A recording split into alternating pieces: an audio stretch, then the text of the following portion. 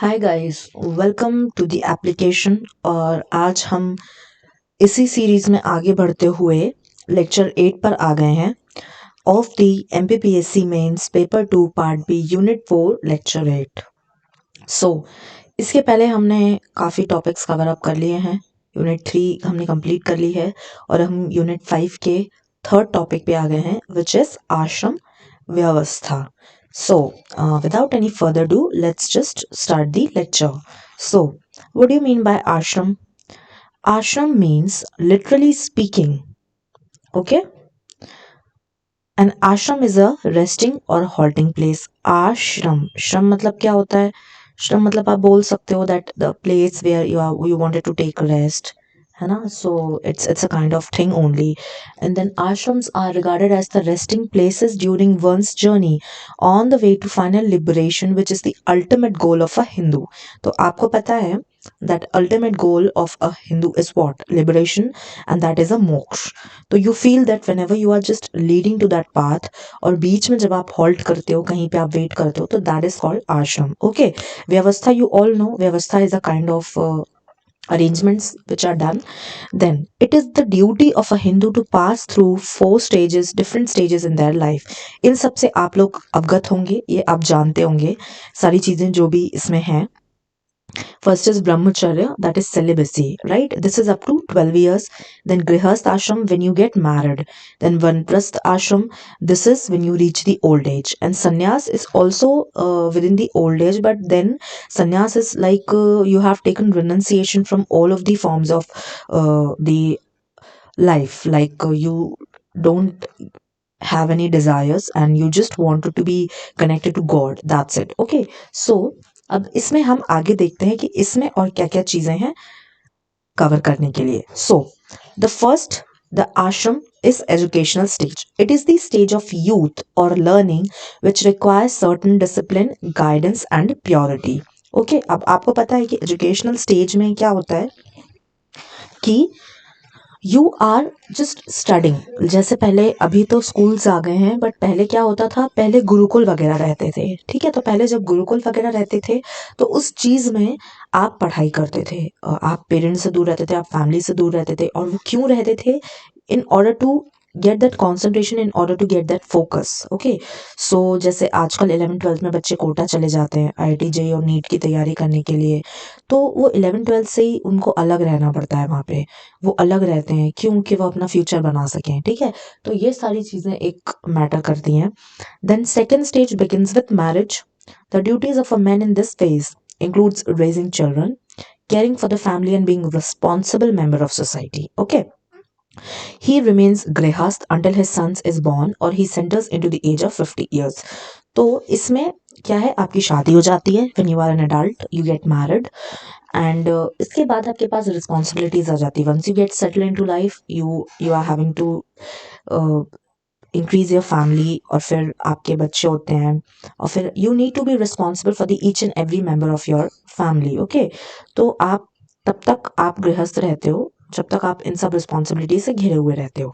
Then the third stage is the old age. Man devotes his time to religious pursuits. Links with his family are weakened. During this, man retires into the forest with or without his wife. अब इसमें क्या होता है, आपके जो भी अपने परिवार से जो एक कनेक्शन है वो एक तरह से आई वोंट से कि टूट जाता है, बट या वीकन हो जाता है. लाइक आप देखते होंगे ओल्ड एज में भी बहुत हद तक जो है आपके जो ओपिनियंस है वो एक वृद्ध इंसान से कभी भी मेल नहीं खाएंगे. क्यों नहीं खाएंगे? क्योंकि उनका जो थिंकिंग है वो अलग होने हो गया है इस एज तक पहुंच के, और हमारा जो थिंकिंग है वो टोटली अलग रहता है. इसलिए वो जो है वो एक क्लैशेस होते हैं. ठीक है. Then fourth is, in this stage one attempt to totally withdraw oneself from the world by spending rest of the life in pursuit of moksha. इसका क्या मतलब है, मोक्ष के लिए आप जो है टोटली आप सब कुछ जो है वो छोड़ देते हो, सब अपनी लाइफ में आप मतलब आगे बढ़ जाते हो, और आपको बस और बस रिनंसिएशन दिखाई देता है कि आपको बस अब एक मोक्ष की प्राप्ति करनी है और भगवान से आपको जुड़े रहना है. ठीक है. नेक्स्ट, अब हम देख रहे हैं कि सिग्निफिकेंस क्या है इन सब चीज़ों का. What is the major use of everything, कि आखिर इनके पीछे क्या रीजंस हैं, क्या इशू, मतलब क्या एक मेन चीज आप बोलोगे कि हाँ एक मेजर स्टेटमेंट इनके पीछे छिपा हुआ है। First is significance of brahmacharya ashram to eliminate once mind education and process of learning organized. This is oh process of learning organize. देखो जब आप मतलब एक एज में रहते हो ना, when you are a teenager, तो आपका माइंड जो है वो बहुत ही ज़्यादा वॉलेटाइल रहता है। आपको जो भी इंफॉर्मेशन फीड करी जाती है ना, वो टोटली आपके दिमाग में बैठ जाती है ज़िंदगी भर के लिए। तो इस वजह से उस टाइम पे आपके दिमाग को इल्यूमिनेट करना बहुत ज़्यादा ज़रूरी है। आप उस टाइम पे आपके दिमाग को खोलना बहुत ज़्यादा ज़रूरी है। Okay, so this is the significance of brahmacharya आश्रम। एंड हर एक चीज़ का जैसे बोला जाता है ना, every thing in life has its particular time, और एक हर चीज़ की एक एज होती है, ठीक है। तो ये सारी चीज़ें ऐसे ही नहीं बोली गई हैं, ये सारी चीज़ों के पीछे कुछ ना कुछ फैक्ट्स हैं, फिगर्स हैं, और तभी जो है, and that's figures and facts are totally justified in nature. You can not prove them wrong. इतने टाइम से जो चीज़ें चली आ रही है, you can not prove them wrong. Okay, so yeah, this is it. And then next is significance of grahast ashram, a married person ensuring continuity of society through marriage, family, kinship, institutions। ठीक है, शादी होगी, family आगे बढ़ेगी, तो एक आप बोल सकते हो जनरेशन आगे बढ़ती है, राइट। वरना एक टाइम पे जाके क्या हो जाएगा, पॉपुलेशन स्टैग्नेंट हो जाएगी, नथिंग विल ग्रो, है ना। तो इस चीज के लिए this grahast thing is very important, right? Next is significance of vanaprastha ashram. It helps in avoidance of two generations which may give rise to conflicts। देखो वही बात आ जाती है ना, अगर आप एक 60+ या फिर अब मैं 60+ तो चलो ठीक है, 80+ अगर मैंने बोल दिया, और वहीं आप 80+ और 20+, इन दोनों के अगर आप देखोगे, कभी भी ओपिनियंस या फिर आइडियाज आप पूछोगे ना, तो बहुत अलग होंगे। May be that 80+ is not in the favour of live in relationships, but that 20+ is in favour of live in relationship, है ना। ये बहुत ही मेजर एक कॉन्फ्लिक्ट आ जाता है फिर, ठीक है। इस चीज में दोनों अपने लेवल पे कहीं ना कहीं सही हो सकते हैं, ठीक है। हो सकता है 80+ का कहना हो कि नहीं, before marriage you are not allowed to live with a person, ठीक है, whom you love, but the 20+ who will say कि नहीं, we wanted to see that whether we can spend the whole life with that person or not, ठीक है। तो हर एक इंसान के हिसाब से सारी चीज़ें अलग अलग होती हैं, और हर एक इंसान का ओपिनियन अलग अलग होता है। मैंने आपको ये एग्जाम्पल दिया because I think that this is the most relevant example by which I can tell you guys कि हाँ क्या चीज़ इसमें हमें समझने लायक है, कि यहाँ पे जो लिखा हुआ है कि avoidance of two generation conflict जो है, इस चीज़ को अवॉइड हम कर सकते हैं, ठीक है। सिग्निफिकेंस ऑफ सन्यासी आश्रम, complete renunciation helps in accepting death with happiness. आपने पूरी दीन दुनिया से सारी डिजायर्स छोड़ दी हैं, आपको पता है कि अब आपको सिर्फ और सिर्फ भगवान के पास जाना है, और भगवान से ही आपको जुड़े रहना है। ये चीज़ आपको जब आपकी डेथ पास आती है, तो आपको बुरा नहीं लगता है। समझ रहे हो आप कैसे? क्योंकि अगर आपको डेफिनेटली, देखो यहाँ तो वैसे भी वर्ल्ड में किसी को नहीं पता कि कौन किसकी डेथ कब आने वाली है, but at least once you get mentally prepared for it ना, इट बिकम्स वेरी इजी कि कभी भी आपके साथ वो चीज़ हो जाए तो आप पीसफुल माइंड में हैं, आप सारी लाइफ में जो चीज़ें करना चाहते थे वो आप कर चुके हैं, you are totally in peace with yourself, और आप totally thankful हैं, you are in gratitude with the God whatever he has given to you। Okay, so this is the major significance of sannyasi ashram। it helps in relieving frustration due to death। Okay, कभी कभी क्या हो जाता है, when we मतलब कभी कभी ऐसा हो जाता है ना, सुना होगा कि टाइम से पहले अगर किसी का होना होता है, वो अगर उनकी डेथ हो जाती है, तो they are not going happily, they are not at all getting moksha, because they have not achieved whatever they wanted to, they have not spent that much of time with their family members which they wanted to। but this is life, nobody knows कि उनके पास कितना time है, ठीक है। तो इसलिए बोला जाता है that whatever moment you have, just live that moment only। okay, don't push things, don't push happiness towards the next level कि यार ये चीज़ हो जाएगी हम तब खुश होंगे, ये चीज़ हो जाएगी तो हम तब खुश होंगे, ऐसा हमें नहीं करना चाहिए। हो सकता है कि लाइफ ने आपके लिए कुछ और प्लान करके रखा हो, आप अभी सोच रहे हो कि हाँ मुझे ये पोस्ट मिल जाएगी तो I will be the happiest, नहीं मिली post, then you will be the saddest person on the earth. No ना, one exam cannot decide your happiness, one exam cannot decide what life you're leading to, so there are multiple things you can do in life। okay, so yeah, this is what we were doing. Okay, next is पुरुषार्थ. So पुरुष अर्थ, इसका क्या मतलब है, ये थोड़ी सी एक technicality में चीज़ें चली गई हैं. पुरुषार्थ and that ashram and then चतुर्श, we are going to next complete this. या चतुर्शता. सो या what you know about purusharth? Okay, let's just do it. Purusharth are the inherent values of the universe. Arth, which is economic values. You know, earth is also the meaning. Okay, calm, it is pleasure. Dharma, it is righteousness, whatever religion you are following, whatever beliefs you are having, whatever morals you're having. Okay, and moksha is the liberation, you know that. So purushartha are the four kind of values. What are these? धर्म, अर्थ, काम and मोक्ष. ये आपको पता होगा, ये चीजें mostly लोग अवेयर होते हैं. The purushartha are the blueprint of human fulfilment. Working with them helps you create a satisfyingly balanced, meaningful life at the deepest and the most holistic level. They offer a way for evaluating your life and making good decisions. Knowing your goals brings meaning to your spiritual practice. ठीक है, जब आपको पता होता है कि आपको achieve क्या करना है लाइफ में, ठीक है, तो आपके लिए लाइफ में चलना आसान हो जाता है. और जब आप कंफ्यूज रहते हो ना लाइफ में कि यार क्या करें क्या नहीं करें, तब बहुत ज़्यादा आपके लिए मुश्किल खड़ी हो जाती हैं. ठीक है, इसलिए बोला जाता है कि decide your goal, decide your aim, what you wanted to achieve in life. Okay, so पुरुषार्थ means for the purpose of the self. पुरुष अर्थ मतलब हम खुद के लिए क्या चीज़ें हमें करनी है, क्या चीज़ें नहीं करनी है. That is the definition of पुरुषार्थ.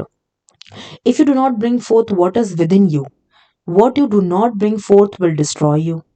If you bring forth what is within you, what you bring forth will save you. Okay, so इसमें ये क्राइस्ट हैं, उनका ये स्टेटमेंट है कि अगर आप अपने अंदर जो भी आपका भरा हुआ है, अगर आप वो चीज़ नहीं लेके आते हो ना, तो वो जो अंदर आपकी भरी हुई चीज़ है, वो कुछ भी हो, आपका डिप्रेशन हो, आपका स्ट्रेस हो, आपकी किसी के प्रति घृणा हो, या फिर आपको किसी के प्रति संशय हो, या फिर कोई एक आपको किसी की बात बुरी लग गई हो, कोई भी चीज़ हो मन में, अगर आप कोई चीज़ रखते हो ना, तो वो धीरे धीरे धीरे क्या करती है, आपको खाती रहती है, खाती रहती है, खाती रहती है. वो ओवर थिंकिंग में बैक ऑफ द माइंड चलता रहेगा. But once you just throw it out of yourself, you throw it out of your soul, you feel relaxed. आपने देखा होगा जब आप ये वो किसी के ऊपर बहुत तेज गुस्सा करने का मन करता है, बट अभी out of something you can not do, you can not say that anything like, है ना. तो ऐसे ही केसेस में आपके मतलब अंदर वो गुस्सा जब भर जाता है, तो फिर आपको इरिटेशन होती रहती है कुछ टाइम तक. और एक बार जब आप वो पूरा गुस्सा निकाल देते हो सामने वाले इंसान के ऊपर, जिसके भी ऊपर आपको निकालना है, तो आपको ऐसा लगता है कि नहीं यार, अब मेरे को बहुत हल्का फील हो रहा है, आई एम फीलिंग गुड. ठीक है, ये चीज़ सबके साथ होती है. ठीक है, तो ये चीज़ इसमें इन्होंने बोली है. ओके, सो अब हम जितने भी हमने यहाँ पे 4 पुरुष शर्त देखे हैं, धर्म, artha, kama, moksha, we will study all of them in detail. Okay, so first है धर्म. देखो, धर्म से ज़्यादा लोग जो है वो अवेयर होंगे. धर्म means truth, the right way of living and human behavior is considered necessary for the order of things in the world. ठीक है, ऐसा ह्यूमन बिहेवियर जो आपके लिए ज़रूरी है लाइफ में, और जो वर्ल्ड के लिए भी ज़रूरी है, उस चीज़ को आप धर्म बोलते हो, धर्म का नाम देते हो. ठीक है, on a grander scale it refers to the cosmic law or rules that creates the universe from chaos. On an individual level, you can think of dharma as your true purpose in life or the ethical basis on which you live your life. ठीक है, अब देखो मैंने आपको वही बताया कि किसी के मॉरल्स क्या हैं, किसी के वैल्यूज़ क्या हैं, किसी के बिलीफ सिस्टम क्या है. कोई हो सकता है कोई गॉड, किसी गॉड को मानता हो, कोई किसी गॉड को मानता हो. ठीक है, तो आप जिनको भी मानते हो, आप जिनके भी नक्शे कदम पर चलना चाहते हो, that will be the ethical basis of your life. आप उनकी ही वैल्यूज़ को फॉलो करोगे, आप उनके ही चीज़ों को फॉलो करोगे. ठीक है, तो ये सारी चीज़ें जो हैं वो आपको एक पाथ बताती हैं. Now it is also being conscious in your own actions, words and thoughts. आप क्या बोल रहे हो, क्या चीज़ें कर रहे हो, क्या आपके थॉट प्रोसेस है, this is all evaluated, this is all influenced by the dharma. Okay, having compassion and sensitivity to the needs of others. बहुत लोग ऐसे होते हैं कि जिन्हें कुछ फर्क नहीं पड़ता, जिन्हें जो इतने ज़्यादा क्रूअल होते हैं कि वो एनिमल्स को भी मारते हैं और वो मतलब लोगों को भी नहीं छोड़ते हैं, ठीक है। तो ये कंपैशन और सेंसिटिविटी एक दूसरे ह्यूमन के प्रति होना, this is the very first law of humanity. Okay, तो ये चीज़ हमको थोड़ा सा समझना चाहिए कि God has created all of us and we are here in order to help other person, not in order to, मतलब उसको हमें पीछे नहीं खींचना है, उसको हमें आगे ही धक्का नहीं देना है, मतलब आगे ही उनको लेके जाना है, उनको आगे ही लाइफ में बढ़ाना है, ठीक है। Next is, in the great Indian context, the Bhagavad Gita says the greatest dereliction of dharma is to desert the helplessness in their time of need. देखो वही बात आ गई ना कि भगवत गीता में क्या लिखा गया है कि जो जो इंसान हेल्पलेस है बहुत ज़्यादा, जिसको कुछ भी लाइफ में होप नहीं है, वो कुछ कर नहीं सकता, वो चाह के भी अपनी मदद नहीं कर सकता, ऐसे इंसान की जब आप मदद करते हो ना, तो you are doing the great thing in dharma. Okay, you are actually following dharma then, ठीक है। तो this is what the Bhagavad Gita says. Okay, the Bhagavad Gita also says better your own dharma though imperfect than the dharma of another done perfectly, ठीक है। This means that you need to find your own truth, and even though you may make mistakes along the way, this is still preferable to trying to copy others, ठीक है। आपको खुद की path बनानी, आपको खुद का बिलीफ सिस्टम तैयार करना है, आपको खुद के ओपिनियंस डिसाइड करने हैं based on what ever you are trusting, whatever you are following, whatever personality you are following, whatever God you are following, आपको खुद का एक बेस सिस्टम तैयार करना होगा, ठीक है। नेक्स्ट इज अर्थ।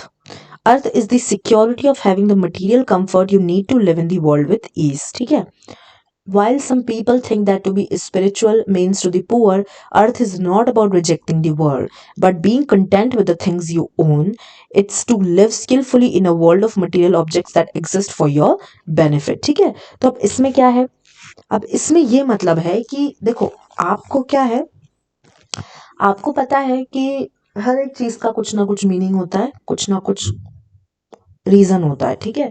उस चीज को आपको रियलाइज करना है कि किस चीज का क्या मीनिंग है और किस चीज का आपको कहाँ पे यूज करना है, ठीक है। और कंफर्ट जोन जो है वो आपको एक लेवल तक ही रखना है। ऐसा नहीं है कि आप पूरी लाइफ जो है वो पूरा पूरा कंफर्ट जोन में निकाले चले आ रहे हो, ठीक है। ये चीज नहीं होनी चाहिए। कभी कभी हमें अगर लाइफ में कुछ मेजर चीजें अचीव करनी होती हैं तो हमें अपना कंफर्ट जोन छोड़ना पड़ता है, ठीक है। Earth is one of the basic human dignities to have enough assets to live on and care for your family without hoarding or being greedy. Earth guides you to ask the question, what do I see as truly valuable? इसमें बोला गया है कि आपको greedy बिल्कुल भी नहीं होना है, आपको सामने वाले की मदद करनी है अपने ही हित में देख के, आपको अहित नहीं देखना है किसी का भी। और आपको मतलब आपको लालची नहीं होना है कि नहीं यार इतना है तो इतना मुझे मिलना चाहिए, इतना है।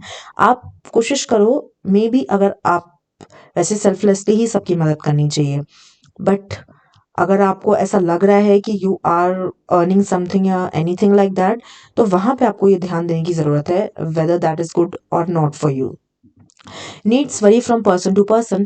Earth includes everything in your environment that allows you to live a fulfilling life and also the means to achieve it, ठीक है। तो वही मैंने बोला कि जैसे आपको पता है पेड़ पौधे हैं वो भी सांस लेते हैं, वो भी हमारे एक जीवन का हिस्सा हैं। तो अगर हम देखें उनसे भी हम कम्युनिकेट कर सकते हैं, ठीक है, उनसे भी हम बात कर सकते हैं। सिमिलरली जानवर होते हैं जो मूक जानवर होते हैं, जो बोल नहीं सकते, जो सिर्फ और सिर्फ अपने एक्शन से ये चीज़ बताते हैं कि उनको क्या चाहिए क्या नहीं चाहिए। तो हर एक चीज का मीनिंग है ना। Whatever is just around us in our environment, every personal thing has a meaning in itself. तो ये चीज आपको थोड़ा सा रियलाइज करनी है। The Upanishad tell us there is no joy in smallness, joy is in the infinite, ठीक है। मतलब क्या, मतलब ज्यादा से ज्यादा चीजों में आपको जॉय देखना चाहिए, ना कि आप ये चीज देखो कि यार ये मेरे लिए अच्छा है, वो मेरे लिए अच्छा है, या फिर आप लिमिट मत करो अपने आप को, ठीक है। Just try to be infinite in your own sense. Okay, third is kama. The desire for pleasure is what drives human behavior. A life without pleasure and enjoyment is hollow and empty. अब इसमें आपको ये है कि भैया हाँ, एक human को चलने के लिए, एक ह्यूमन को एक अच्छी लाइफ लीड करने के लिए definitely some pleasure for desire is necessary in their lives and which drives your human behavior. Karma relates to pleasure which can be sensuality, but it is also art, music, beauty, love, intimacy, affection, fellowship and kindness. It can be of anything. बहुत लोगों को painting में बहुत अच्छा लगता है, बहुत लोग जो है वो किसी की मदद करते हैं तो उनकी उनकी लाइफ का सबसे मेजर डिजायर ऑफ हैप्पीनेस वही होता है, ठीक है। तो ये पर्सन टू पर्सन वरी कर सकता है, ठीक है। It's what brings a sense of delight to your life, वो आपकी लाइफ में हैप्पीनेस लेकर आता है, ठीक है। Once you are getting to do it, you feel happy, you feel relaxed, okay. The right kinds of pleasure lead you toward your dharma and help you fulfill it with passion. Karma is good and necessary when it exists to support dharma and becomes part of your richness of your life. However, excessive calm can lead to overindulgence, addiction, sloth, greed, lust. तो ये चीज सबसे ज्यादा जो है वो sensuality से relate करती है. You are getting addicted to the physical intimacy, then it will definitely going to destroy you, okay. And this is what the calm says, that you need to just limit the level of calm in your life, especially when it leads to, if it is leading to you in addiction, like log drug addicts bhi ho jate hain, marijuana and weed, all of that becomes so daily thing in their lives. But ye cheez nahi honi chahiye, because you need to stop somewhere. अगर किसी कोई चीज आपके soul को destroy करी है, आपकी health को डिस्ट्रॉय करी है, you need to destroy it somewhere, ठीक है। To successfully practice calm, you must ask, are my pleasures aligned with my life's purpose? This is how you should understand. कि आप जब पूछो, जब भी आप कोई भी चीज परफॉर्म कर रहे हो, तो आप अपने आप से पूछो ये क्वेश्चन कि is this what I am made for, और is this what my life is asking for. ये चीज आप पूछो, ठीक है। The Upanishad tell us, as is your desire so is your will, as is your will so is your deed, as is your deed so is your destiny, and you are what your deep driving desire is. आपके अंदर जो भी Dzire पनप रही है, whatever desire is taking a life, वो Dzire आपकी actual moving factor और ड्राइविंग फैक्टर होनी चाहिए लाइफ में, ठीक है। वो डिजायर आपके लिए डिस्ट्रॉइंग नहीं होनी चाहिए, आपके लिए कंफर्ट जोन से जुड़ी नहीं होनी चाहिए। वो डिजायर ऐसी होनी चाहिए जो आपको उठने पे मजबूर कर दे, जो आपको अच्छी चीज करने पे मजबूर करे। That is what we call a fulfilling and a wonderful desire. Next, moksha. When you live your dharma fully supported by earth and calm, moksha or the final liberation dawns.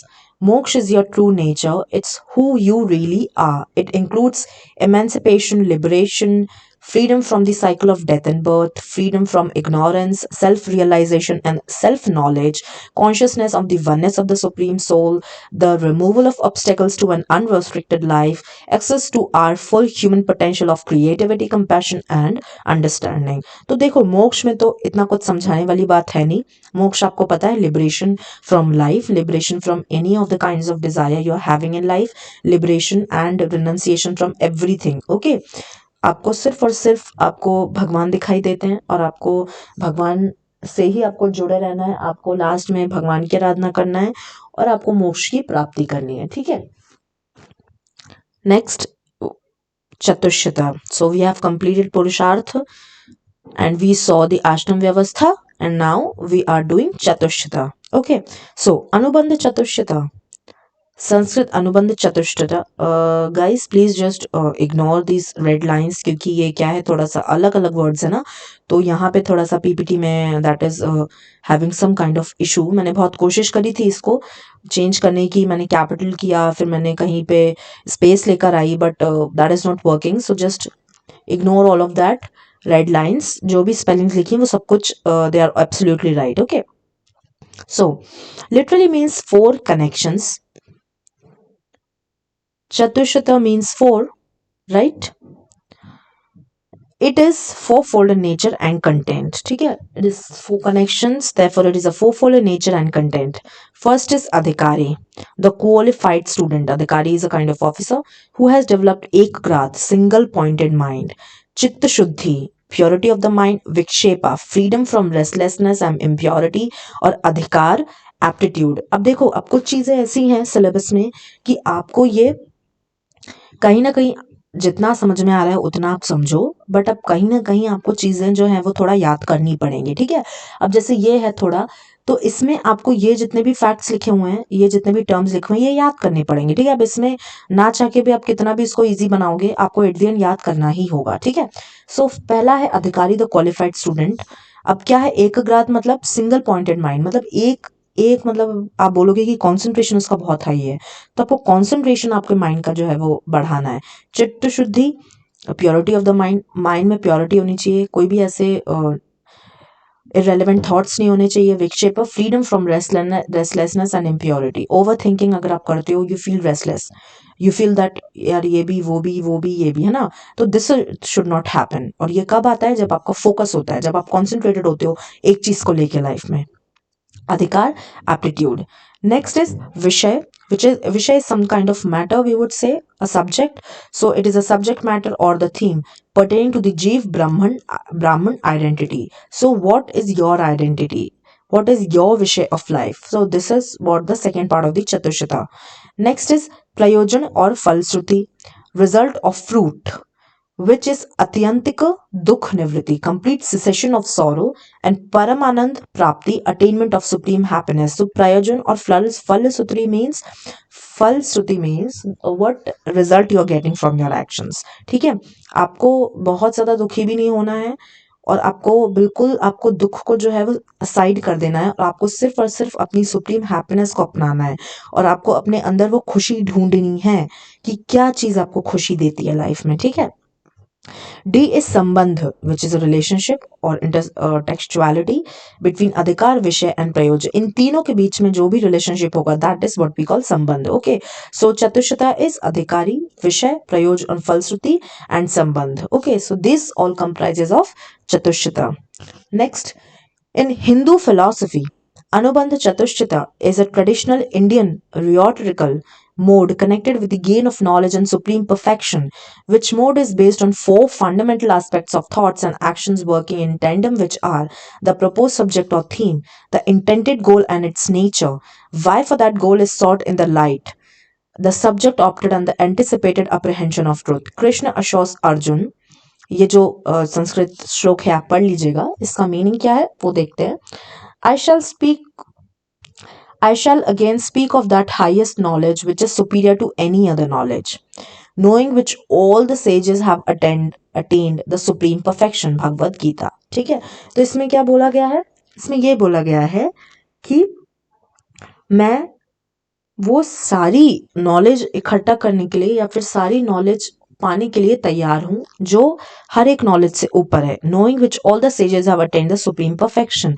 और मुझे ये भी पता है कि जितने भी सेजेस थे जो कि संत महात्मा होते, उन्होंने ये चीज परफेक्शन पा लिया है, उन्होंने वो सारी नॉलेज को अटेन कर लिया है. अब ये मेरी ड्यूटी है कि उस नॉलेज को मैं भी अटेन करूं और मैं भी जो है अपनी लाइफ में उस नॉलेज को आगे लेकर जाऊं. ठीक है, so this is what the quote of Bhagavad Gita says. अब इसमें ऊपर क्या था? Okay, so which is based on more fundamental aspects of thoughts and actions working in tandem, which are the proposed subject or theme, the intended goal and its nature. ठीक है, अब देखो the proposed subject or theme मतलब आपका क्या, किस पे आप सोच रहे हो आगे, कि क्या आपके थॉट्स हैं, थॉट आपके ऐसे क्यों आ रहे हैं, क्या उसके पीछे का सब्जेक्ट हो सकता है. ठीक है, and the intended goal and it's nature मतलब उसके पीछे का गोल क्या हो सकता है, क्यों आपको ऐसे थॉट्स आ रहे हैं. Why for that goal is sought in the light, the subject opted and the anticipated apprehension of truth. तो क्यों वो थॉट आ रहा है, उसके पीछे का रीजन क्या हो सकता है, ये सारी चीजें आपको आपके दिमाग से ही पता चलती हैं. आपको खुद ही ये चीज पता चल जाएगी कि आपको ये थॉट क्यों आ रहा है और कैसे आ रहा है. ठीक है, तो वो थॉट को आपको अगर रोकना है, so you need to decide कि आपको एक टाइम पे ध्यान करना जरूरी है, आपको एक टाइम पे ये चीज अपने आप को रियलाइज करवाना जरूरी है कि yes, this thought is negative और this thought is positive for me, so I need to go with the positive thought and leaving the negative thought behind. Mind में दोनों तरह के थॉट्स आएंगे और माइंड में दोनों तरह के थॉट्स आने भी चाहिए, because this is what the healthy mind is. हमारा जो ब्रेन है ना वो बहुत ही ज्यादा क्लेवर है, वो एक अलग ही प्रकार का प्लेयर है. हमें जब जब हमें पढ़ना होता है तो हमें 10 चीज के डिस्ट्रैक्शन आ जाती है, यार ये देखना है वो देखना है, और फिर जब हम वो देखते हैं तो हमारे दिमाग में आता है कि नहीं यार तू पढ़ाई कब करेगा. तो हमारा माइंड जो है ना, हमारे माइंड से बड़ा प्लेयर कोई भी नहीं है. ठीक है, तो ये सारी चीज जो है वो हमको एक टाइम पर खुद ही समझनी होती है कि how we need to keep our mind calm and composed, and that's how we can tackle any kind of battle in life, be it any of the major exam or be it any of the tough situation in life. Okay, so this is what the Chatushta was all about. So yes, we have completed the ashram vyavastha, then Purushartha, and then we completed the Chatushta. So yes, here's the lecture is completed, and next on the next lecture हम लोग इसके आगे का topic complete करेंगे. So till then guys, study well and thank you so much. जय हिंद, जय भारत.